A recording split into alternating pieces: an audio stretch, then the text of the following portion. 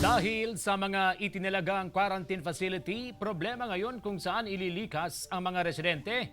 Sakaling manalasa ang bagyong Ambo, kaya ang provincial government inatasan ang mga bayan at syudad sa Pangasinan na maghanap ng alternatibong evacuation center.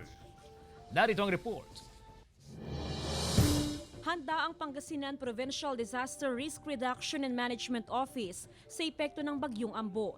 Kahit pa nakatutok ang lahat sa krisis na dulot ng COVID-19, inatasan ng provincial government ang lahat ng bayan at lungsod na maghanap ng alternatibong evacuation area. Yung mga evacuation centers ng bawat LGU ay ginawang isolation units o quarantine areas. So ang mangyayari niyan, kung sakaling meron silang evacuees, ay maghanap sila.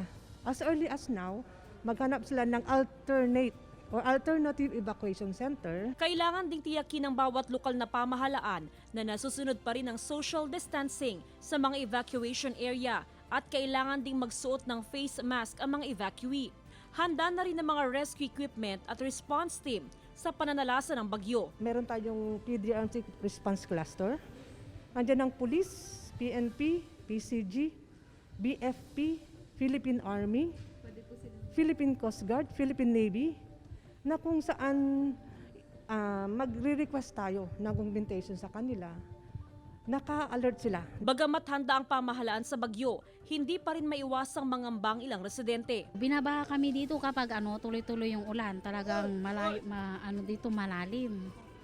Ay walang agusan ng tubig ngayon kasi karsada na sabiwak na. Ang mas ikinababahala ng mga residente ay ang kawalan ng sapat na pagkain. Bigas lang.